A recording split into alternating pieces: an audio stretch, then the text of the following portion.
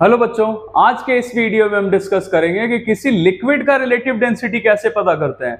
Like in the last videos we got to know about how can we find the relative density of a solid that is soluble और insoluble in water. अब liquid के लिए relative density कैसे पता करना, आइए देखते हैं। रिलेटिव डेंसिटी ऑफ लिक्विड के लिए यहाँ पे मैंने एक्सप्रेशन लिखा हुआ है W1 minus W2 by W1 minus W3। अब एग्जैक्टली ये W1 W2 W3 क्या है, देखिए W1 क्या है, weight of solid in air, W2 wait of solid in the liquid, जिस लिक्विड का रिलेटिव डेंसिटी हमें पता करना है, और W3 क्या है, weight of the solid in water, है ना।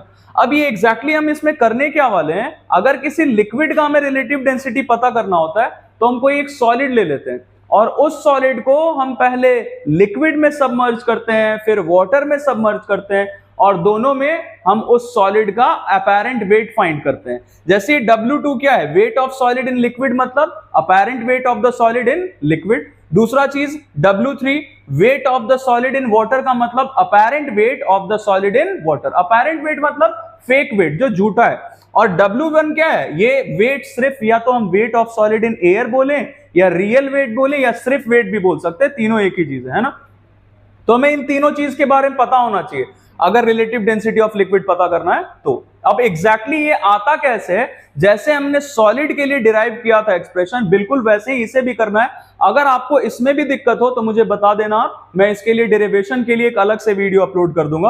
अभी फिलहाल हम फोकस करते हैं कि इससे रिलेटेड जो क्वेश्चंस आते हैं उसको हम कैसे टैकल कर सकते हैं। आइए देखते हैं।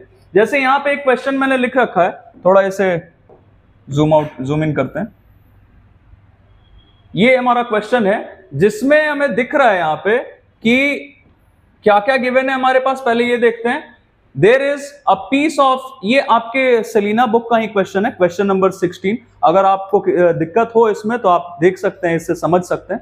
A piece of stone of mass 15.1 gram, इसका मास गिवन है, पीस ऑफ स्टोन है उसका मास है 15.1 gram, is first immersed in a liquid and it weighs 10.9 GF। इस सॉलिड को मान लेते हैं हमारे पास जो स्टोन है, स्टोन का मास गिवन है 15.1 ग्राम, तो इसका वेट हमें पता चल जाएगा क्या। यहां पे मैं लिख लेता हूं इसे, W1 W2 और W3 हम एक एक करके लिख लेते हैं।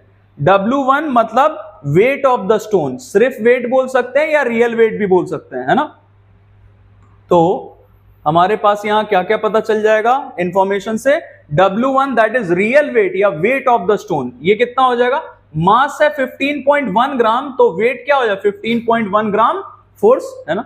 दूसरा चीज, इसको जब इमर्स किया है लिक्विड में तो उस लिक्विड में इसका वेट कितना है 10.9 GF। तो as we can see here W2 क्या होता है, weight of the solid that is weight of the stone in the given liquid. तो ये अपैरेंट वेट पता चल गया लिक्विड के अंदर 10.9 GF। और तीसरा चीज क्या है, then on immersing the piece of stone in water, अब वाटर में जब इसको इमर्स किया इसी स्टोन को तो इसका अपैरेंट वेट कितना है 9.7 GF। तो एक एक करके हमें W1 W2 और W3 तीनों पता चल गया। फर्स्ट पार्ट में क्या फाइंड करना है ये देखते हैं, calculate the weight of the piece of stone in air, तो ये हमने पहले ही फाइंड कर लिया, weight of piece of stone in air कितना आ गया, रियल वेट 15.1 GF। दूसरा चीज है volume of the piece of stone, तो वॉल्यूम के लिए हम क्या कर सकते हैं, आइए देखते हैं। वॉल्यूम के लिए हम क्या कर सकते हैं, हम सबसे पहला काम करेंगे कि इसको जब इसी को हमने जब वाटर के अंदर सबमर्ज किया है तो वाटर के अंदर इसका अपथ्रस्ट हम फाइंड कर सकते हैं। अपथ्रस्ट के लिए क्या करेंगे, पहले हम इसका अपैरेंट वेट लिख लेते हैं, दैट इज W3। W3 क्या था, wait of the solid of the stone inside water, that is 9.7 GF, ये पता है हमें। अब किसी भी चीज का अपैरेंट वेट अगर फाइंड करना होता है तो हम क्या करते हैं, रियल वेट में से अपथ्रस्ट को माइनस करते हैं। तो हम W3 की जगह ये लिख सकते हैं, real weight that is W1 minus upthrust, upthrust लिख सकते हैं, ये आ जाएगा 9.7 ग्राम फोर्स। और W1 हमारे पास गिवन है, हमने अभी फाइंड किया था, कितना था 15.1 ग्राम फोर्स, माइनस अपथ्रस्ट का वैल्यू अगर हम फाइंड करना चाहें तो अपथ्रस्ट को इधर भेज देते हैं, ये इधर आ जाएगा, तो minus 9.7 gram force that is upthrust. कितना आ गया ये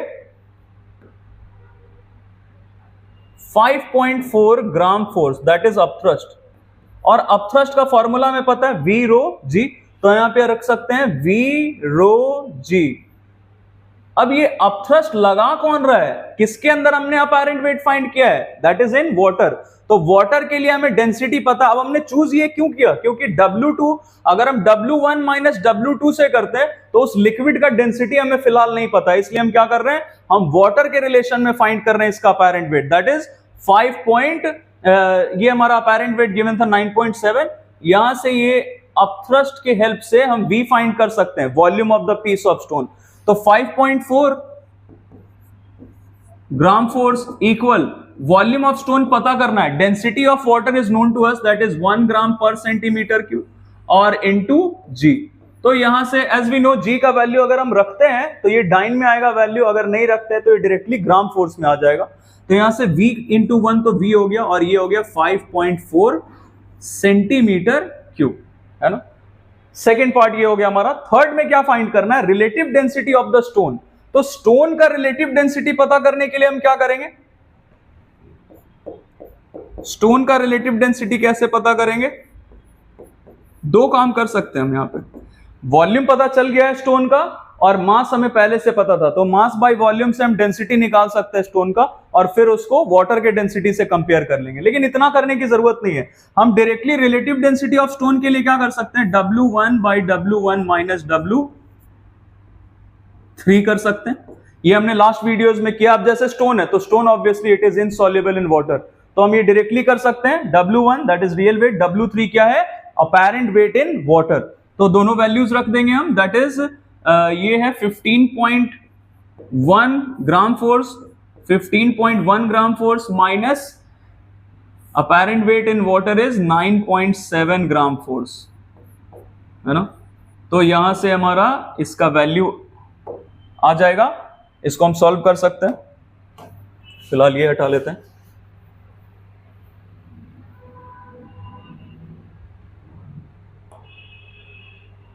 RD ऑफ स्टोन यहां से हम फाइंड कर सकते हैं,